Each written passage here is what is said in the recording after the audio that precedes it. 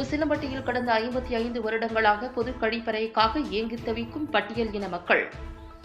மதுரை மாவட்டம் உசிலம்பட்டி நகராட்சிக்குட்பட்டது கருக்கட்டான்பட்டி. பட்டியல் இன மக்கள் வசிக்கும் கருக்கட்டான்பட்டி காலனி பகுதி கடந்த 1970 உருவானது. இந்த காலனியில் சுமார் 400க்கும் மேற்பட்ட குடும்பங்களில் 900க்கும் மேற்பட்ட மக்கள் வசித்து வருகின்றனர். மேலும் இந்த காலனியில் சுமார் 700க்கும் மேற்பட்ட பெண்கள் வசித்து வருவது குறிப்பிடத்தக்கது.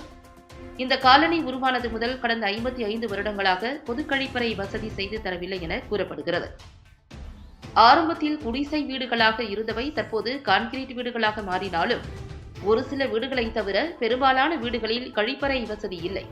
இதுகுறித்து இப்பகுதி மக்கள் மதுரை ஆட்சியர், உசிலம்பட்டி கோட்டாட்சியர், தாசில்தார் மற்றும் அரசு அதிகாரிகள் என பலரிடம் பலமுறை மனு அளித்தும் எந்த பதிலும் இல்லை.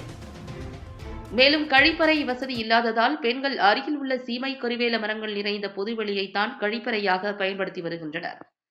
இந்த பொதுவெளியில் அப்பகுதியில் உள்ள மது பிரியர்கள் அமர்ந்து கொண்டு பெண்களை, சிறுமிகளை கேலி செய்வதும், வீடியோ எடுப்பதும், எதிர்த்து கேள்வி கேட்பவர்களை கல், மண்ணால் தாக்குவதும் அடிக்கடி அரங்கேறி வருகின்றது. இதுகுறித்து போலீசாரிடம் புகார் அளித்தும் உரிய நடவடிக்கை இல்லை. வரும் தேர்தலுக்குள் பொது கழிப்பறை கட்டாவிட்டால் அனைவரும் ரேஷன் கார்டை திரும்ப அளிக்கும் போராட்டத்தில் ஈடுபடப் போவதாக தெரிவித்துள்ளனர். பட்டியல் இன மக்கள் என்பதால் தங்கள் பிரச்சினைகளை பெண்கள் வெளியே கூற முடியாமல் உள்ளுக்குள் வைத்து ஏங்கி தவித்து வருகின்றனர். எனவே தமிழக அரசு தலையிட்டு பொது கழிப்பறை கட்ட நடவடிக்கை எடுக்க வேண்டும் என அப்பகுதி மக்கள் கோரிக்கை வைத்துள்ளனர்.